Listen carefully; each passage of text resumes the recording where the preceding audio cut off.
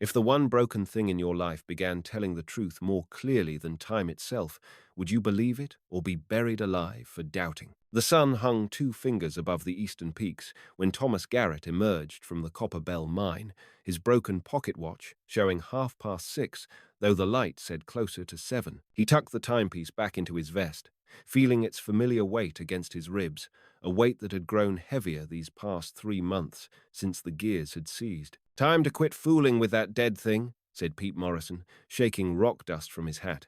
"What good's a watch that can't keep proper time?" Thomas pulled his coat tighter against the November cold. "Still wins, still ticks. Ticking don't make it right." Pete spat into the frozen dirt, like saying a lame horse can still walk. The mine whistle would blow at 8 sharp, calling the day shift down into the tunnels. Thomas had 15 minutes to reach the company store for his weekly supplies: salt, pork, cornmeal, a tin of peaches if his credit stretched that far. He checked the watch again. The minute hand had moved backward. At Millfield's single main street, the sun caught the windows of Chen's bakery, where Sarah worked before dawn each morning. Through the glass, Thomas glimpsed her measuring ingredients with quick, precise movements, her dark hair pinned back with a strip of blue cloth. She looked up as he passed, offering a small nod that made his chest tighten. The company store sat beside the railroad depot, both buildings raw pine that the mountain weather had already begun to grey. Inside, clerk Henry Walsh weighed out 2 pounds of cornmeal on brass scales, the metal weights clicking against each other like small bells. "That's $4 even," Walsh said, marking numbers in his ledger. "Leaves you 37 cents credit." Thomas counted coins from his leather pouch. "Make it 3 pounds. I can stretch it. Suit yourself." Walsh scooped more meal into the burlap sack. "That whistle's been acting up lately. Blew early twice this week." Through the store window, Thomas watched the telegraph operator, a thin man named Crosby, hunched over his key at the depot. The brass lever tapped out a rhythm. Dot dot dash, dot dot dash. More signals heading east to Denver, carrying news of ore shipments and supply orders. Thomas pulled out his watch. The face showed 20 past 8, but the mine whistle hadn't blown yet. "Time's a funny thing in these mountains," Walsh observed, following Thomas's gaze to the broken timepiece. "Sun sets behind one peak, rises behind another. Makes a man lose his bearings." The whistle shrieked across the valley, 8:30 by Thomas's reckoning, though his watch now read 8:45. He gathered his supplies and stepped into the morning light, where other miners were already trudging toward the Copper Bell's mouth. Sarah Chen appeared in her bakery doorway, flour dusting her apron. "Mr. Garrett," she called. "A moment?" Thomas approached, conscious of the rock dust on his clothes, the permanent stain of copper under his fingernails. "Morning, Miss Chen." She held out a small cloth bundle. "Extra biscuits." The dough rose too much. He accepted the bundle, feeling its warmth through the fabric. "That's kind. What do I owe you?" "Nothing. They would have burned otherwise." She glanced at his vest pocket, where the watch chain caught the sunlight. "Is that a railroad watch?" "Was." Thomas pulled it free, showing her the cracked crystal, the hands that pointed in impossible directions. "Took a fall down the shaft 3 months back." Sarah studied the watch with careful attention. Her fingertip traced the spider web of cracks across its face. "The numbers are still clear."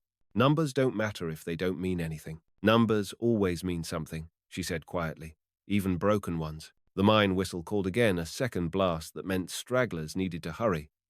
Thomas tucked the watch away and tipped his hat. "Thank you for the biscuits, Miss Chen." As he walked toward the mine, Thomas felt the watch's weight against his chest and wondered what Sarah had seen in those fractured numbers that he'd missed. The sun climbed higher, casting sharp shadows between the mountains, and the day shift descended into the Copper Bell's darkness, while the broken watch ticked its irregular rhythm, counting moments that meant nothing and everything at once. The telegraph key fell silent at 10:43 by Thomas's broken watch, which meant closer to 11 by the sun's honest reckoning. Below ground in the mine's newest tunnel, the silence felt different, thicker somehow, as if the mountain itself were holding its breath. "Crosby's probably taking his coffee break," said Pete Morrison, hefting his pickaxe. "Man drinks more coffee than a locomotive burns coal." Thomas set down his lantern and examined the seam of copper ore that ran along the tunnel wall like a green ribbon. The vein had been narrowing for weeks, forcing them deeper into unstable rock. Yesterday they'd found loose shale, and this morning the timber supports creaked with each swing of the pick. "This drift's getting touchy," Thomas said, running his palm along a wooden beam. "Should shore up these supports before we go deeper." Pete wiped sweat from his forehead. "Foreman wants 2 more tons by Friday. Can't spare time for extra timbering." Above them, the mountain groaned a sound like settling boards in an old house, but deeper. Thomas pulled out his watch. The minute hand pointed straight down, while the hour hand wavered between 11 and 12, as if it couldn't decide which lie to tell. "What's that thing say now?" Pete asked. "Nothing useful." "Then why keep winding it?" Thomas thought of Sarah Chen's words. Numbers always mean something, even broken ones. He clicked the watch shut and picked up his pickaxe. Habit, I guess. They worked in rhythm for the next hour, pick strikes echoing off stone walls, lantern light dancing across copper veins. The mountain continued its unsettling groans, and loose pebbles trickled from the tunnel ceiling like slow rain. At what felt like noon, Thomas called for a rest. They sat on wooden crates, sharing water from Thomas's canteen and eating Sarah's biscuits, which tasted of honey and care. "You sweet on the Chinese girl?" Pete asked, brushing crumbs from his mustache. "Her name's Sarah. And she's not Chinese. Her grandmother came from somewhere in China, but Sarah was born in California. Still foreign." Thomas felt heat rise in his chest. "Still American." "Easy, friend. Just asking." Pete took another drink. "Though I hear she's got book learning, reads English better than most folks hereabouts." "That a problem?" "Not for me. But some in town think educated women get ideas above their station." Thomas stood, dusting off his pants. Good thing it's not their station to worry about. They returned to work, but the conversation had shifted something between them. Thomas found himself thinking about Sarah's careful attention to the broken watch, the way she'd traced its cracked face as if reading a map. Most people saw only the damage. She'd seen the numbers beneath. At 2 o'clock, or what Thomas guessed was 2 o'clock, the mountain shuddered. Not a groan this time, but a genuine tremor that sent dust cascading from the tunnel walls and made the lantern flames flicker. Both men froze, pickaxes half raised, listening to the mountain's warnings. "Maybe we should," Pete began. The second tremor knocked them both to their knees. Thomas's lantern toppled, its glass chimney shattering against stone, but the flame stayed lit. In the wavering light, he watched a crack appear along the tunnel's eastern wall, thin as a pencil line, but growing. "Out," Thomas said. "Now." They grabbed their tools and ran toward the main shaft, boots splashing through puddles of groundwater that hadn't been there that morning. Behind them, the mountain made sounds like breaking bones. At the shaft elevator, Thomas yanked the signal rope 3 times the code for emergency ascent. The wooden platform groaned upward, carrying them toward daylight and safety, while below them, the Copper Bell's newest tunnel collapsed in a thunder of falling stone. They emerged into afternoon sunlight to find half the town gathered around the minehead. The telegraph operator, Crosby, stood beside his abandoned key at the depot, still clutching a half-finished message. Sarah Chen had left her bakery, flour still dusting her hands, and was helping the mine's cook, a sturdy woman named Mrs. Patterson, distribute sandwiches to the miners. Thomas pulled out his broken watch. Both hands pointed to 6, though the sun hung high overhead. "Time don't matter much when the mountain's falling down," said Pete, grinning with relief despite the dirt caked on his face. But Thomas found himself thinking that maybe, in its broken way, the watch had been trying to warn them all along. 6 o'clock was quitting time. Time to stop digging and start paying attention to what the mountain was trying to say. Sarah appeared beside him, offering a cup of coffee that steamed in the cool air. "Everyone's safe?" "Everyone's safe," Thomas confirmed. "Thanks to you and Mrs. Patterson for the food. Mrs. Patterson organized it. I just helped." Sarah glanced at his vest pocket. "Does your watch still tick?" Thomas pulled it out. Despite the chaos, it continued its irregular rhythm, counting moments that belonged to no earthly time. "Seems to." Sarah smiled, the first full smile he'd seen from her. "Then it's still working. Just not the way everyone expects." The next morning found Thomas at Sarah's bakery before dawn, drawn by the warm glow of lamplight in her windows. She worked alone at this hour, measuring and mixing while the rest of Millfield slept, and something about her solitary dedication reminded him of his own ritual of winding the broken watch each morning. "You're early," Sarah said as he entered, a small bell announcing his arrival. "Or late. Time's hard to track these days." Thomas held up his pocket watch.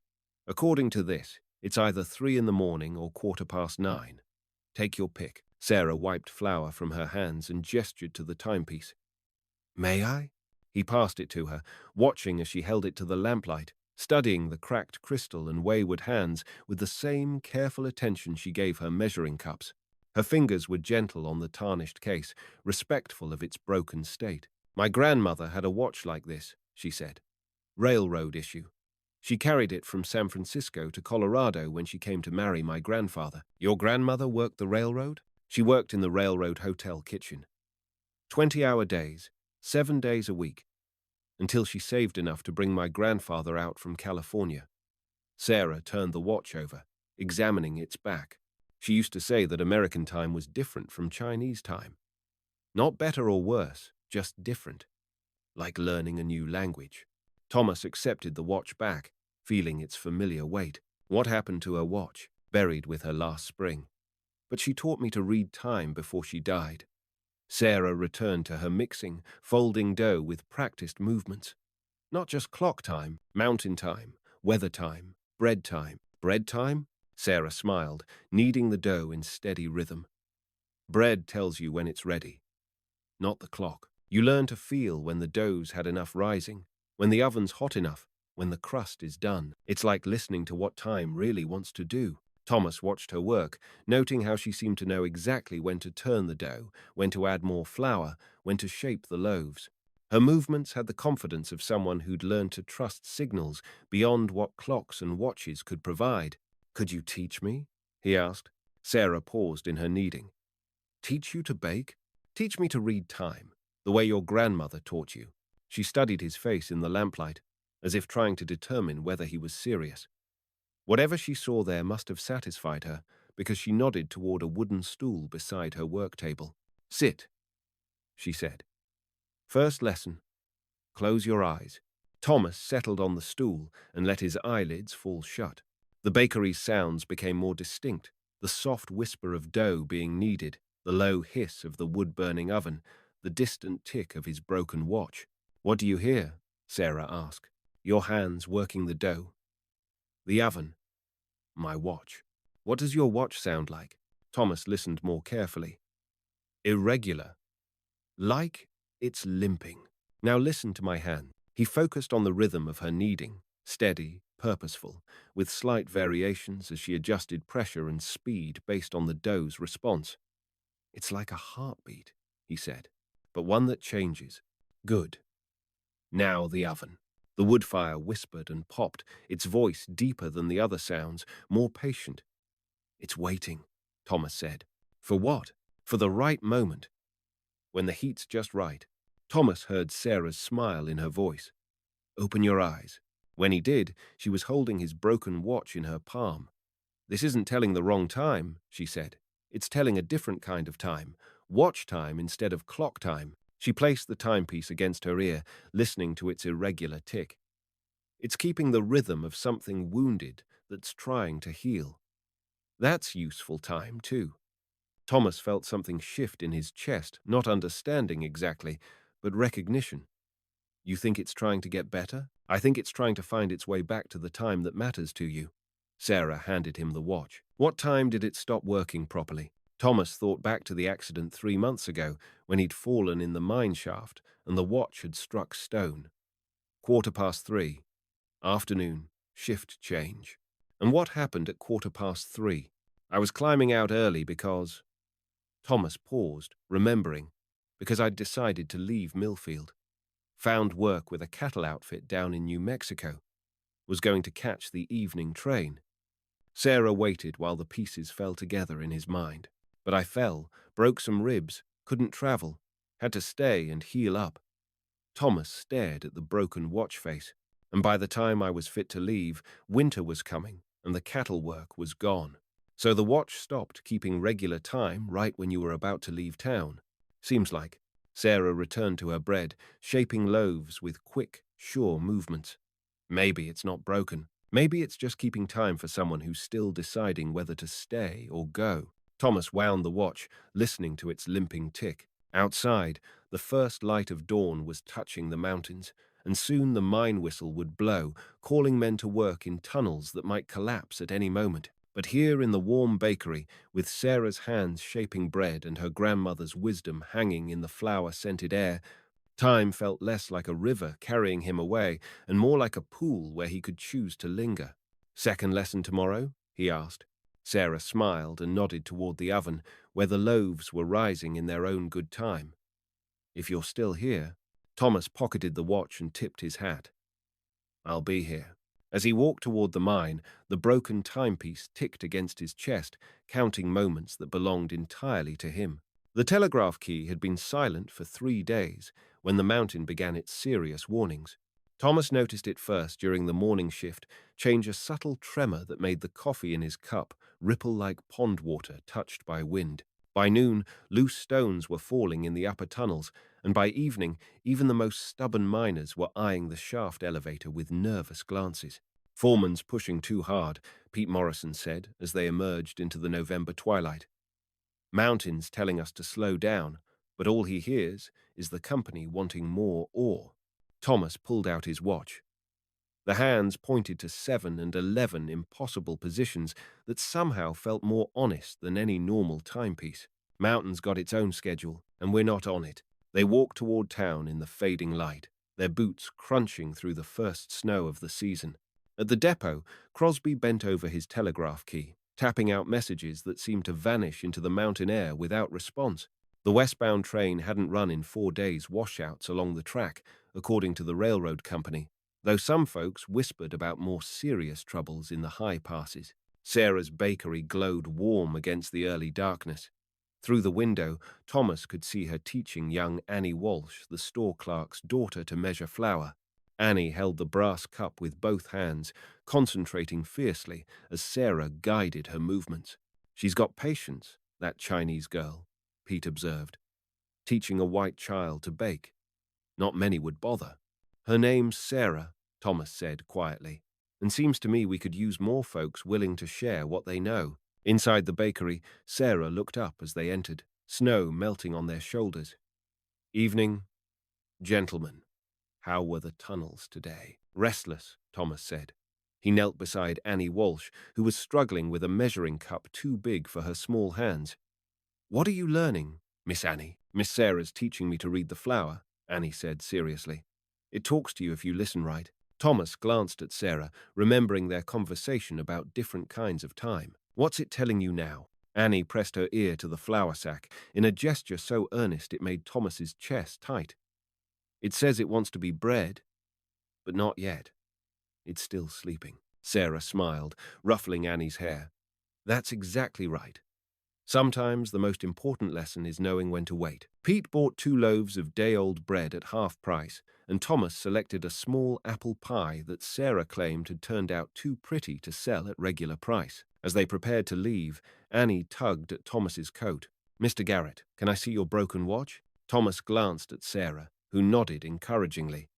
He pulled out the timepiece, kneeling so Annie could examine it properly. Her small fingers traced the cracked crystal with the same careful attention Sarah had shown. "It's trying to tell you something," Annie said with the absolute certainty of childhood, "but it's scared you won't listen. What do you think it's trying to say?" Annie studied the wayward hands, her brow furrowed in concentration. "It's saying, be careful. Something's coming that's bigger than regular time." A chill ran down Thomas's spine that had nothing to do with the November cold.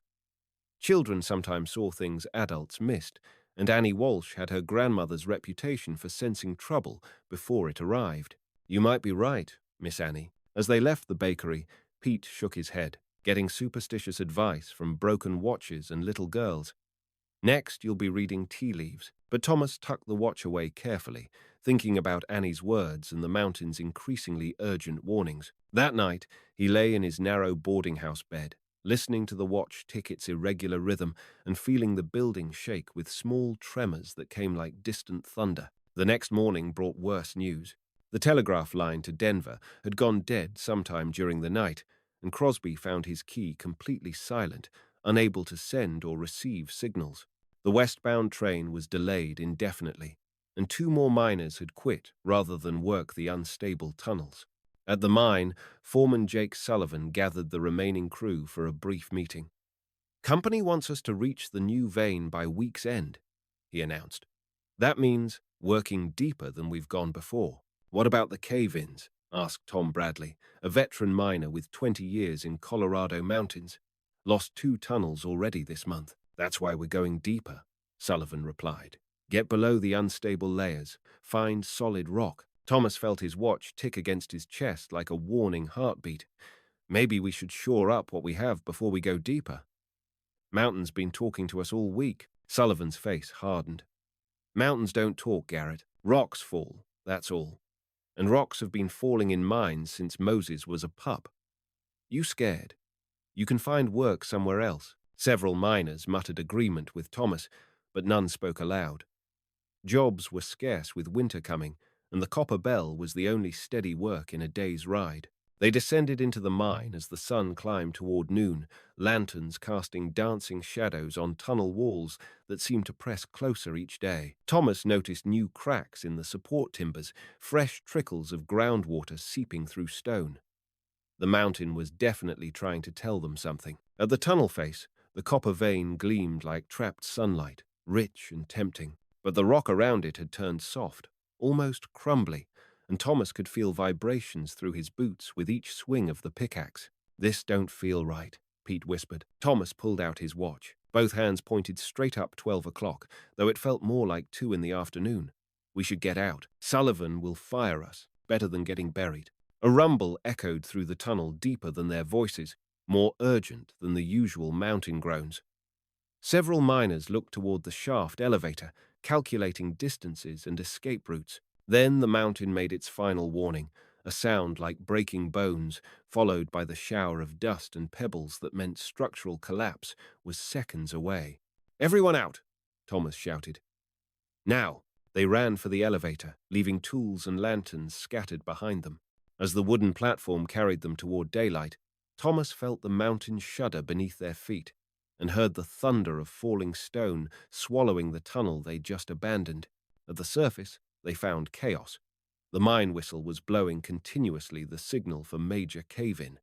Half the town had gathered around the mine head, including Sarah Chen and Mrs.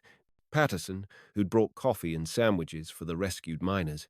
"Anyone still down there?" Sarah asked, offering Thomas a steaming cup. "Don't think so," Thomas replied, checking his watch. The hands now pointed to 6:30 quitting time, exactly as they should. "But we lost the whole lower level." Sarah noticed the watch's suddenly accurate time. "It's working properly now." Thomas studied the timepiece, surprised to find both hands in their correct positions for the first time in months. "Seems like it." "Maybe," Sarah said quietly. "It was never really broken.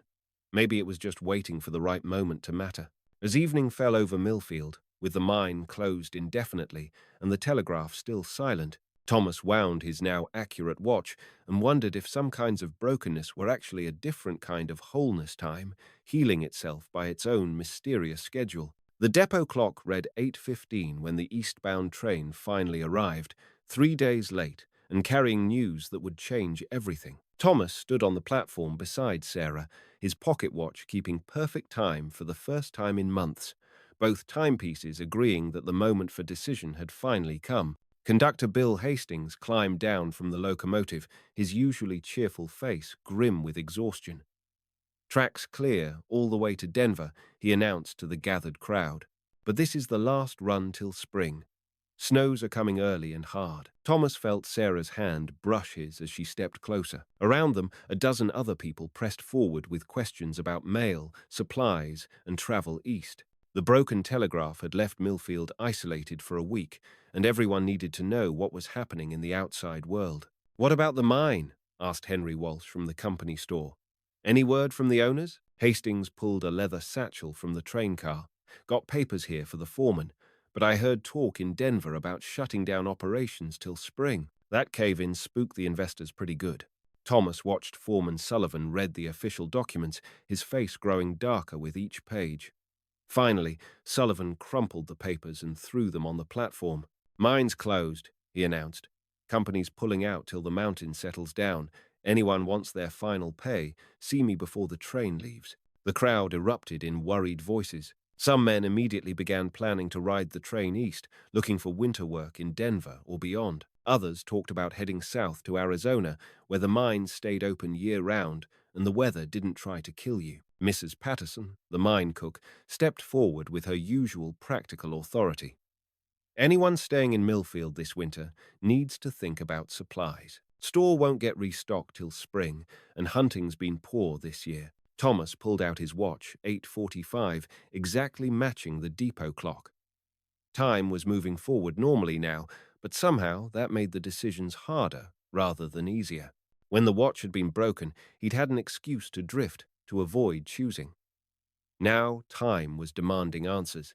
"I should go," he said to Sarah, quietly enough that others wouldn't hear. "Got some money saved, could catch this train east.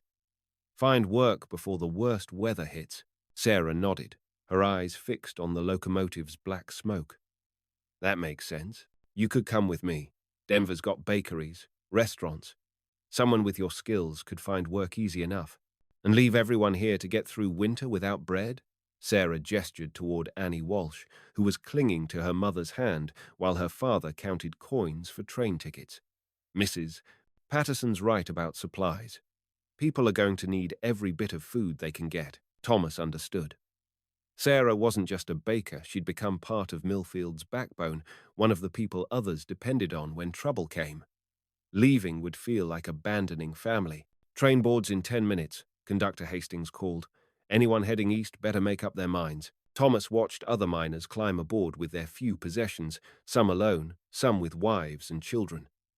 Pete Morrison appeared at his elbow, carrying a canvas bag stuffed with clothes. "You coming, Tom?" "Got room in my seat." Still thinking. "Better think fast.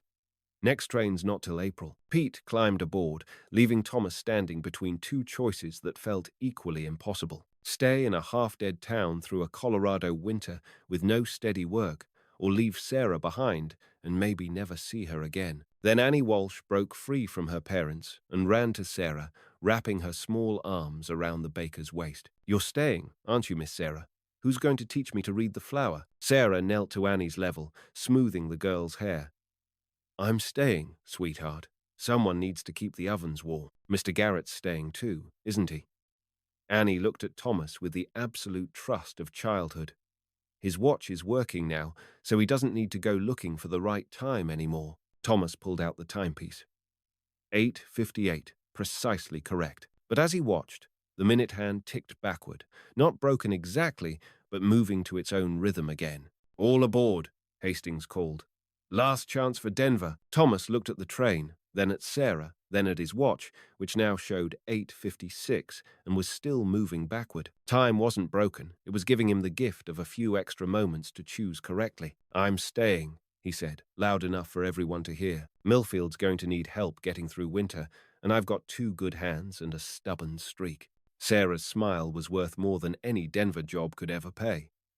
Mrs. Patterson nodded approval and began organizing the remaining residents into work groups. Henry Walsh started calculating how to stretch the store's supplies through the lean months. Even Crosby abandoned his silent telegraph to help plan the town's winter survival. As the train pulled away with its whistle echoing off the mountains, Thomas wound his watch and discovered it was keeping perfect time again. The time that mattered to a man who'd finally learned the difference between running away from trouble and running toward home. Sarah took his arm as they walked back toward town. "What made you decide?" Thomas showed her his watch, now reading 9:05 exactly as it should. Turns out, broken time was just practice for choosing the right time. Above them, the first snow of winter began to fall, and in the warm windows of Sarah's bakery, bread was rising for tomorrow's work. Spring arrived in Millfield with the sound of hammers and saws as Thomas Garrett rebuilt the mine's damaged elevator platform under a sky scrubbed clean by mountain wind. His pocket watch, now 6 months accurate, showed 10:30 as he fitted the final board into place, exactly on schedule for the first time in longer than he could remember. Sarah appeared at his elbow with a cup of coffee and a smile that had grown easier over the winter months they'd spent learning each other's rhythms. Looks almost finished.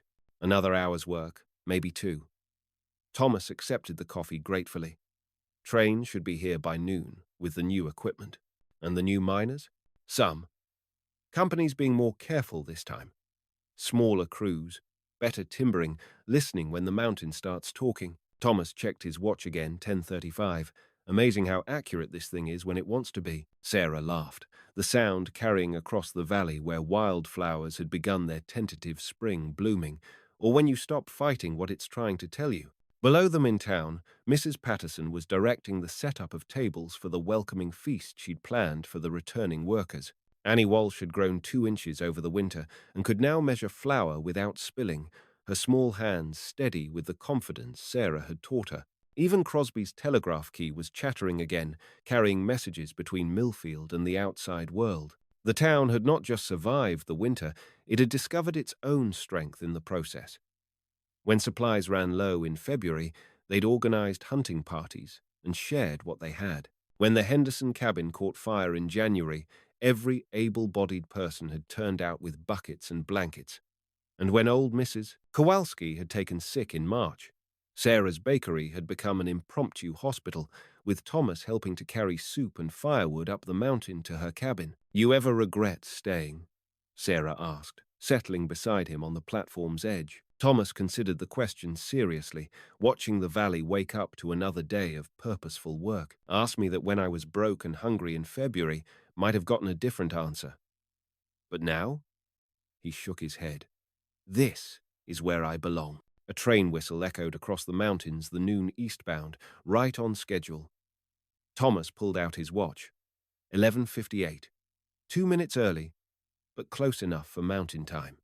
As the locomotive approached with its cargo of new equipment and hopeful workers, Thomas realized his watch had taught him something valuable during those months when it counted nothing but its own irregular heartbeat. Time wasn't just about minutes and hours, it was about the moments when you chose to stay instead of run, to build instead of abandon, to trust that some things were worth the wait. The train pulled into the station with a hiss of steam and the screech of brakes, and Thomas stood to greet whatever came next, his pocket watch ticking steadily in his vest, keeping time for a man who had finally found his place in the world's larger rhythm. Sarah slipped her hand into his as the first passengers stepped onto the platform, and Thomas felt the settled satisfaction of a watch that had learned to tell the only time that mattered, the time of a life lived exactly where it belonged. The broken watch had found its way home, and in doing so had shown Thomas the way to his. If something in this story touched you, linger with us. We'll handle the rest.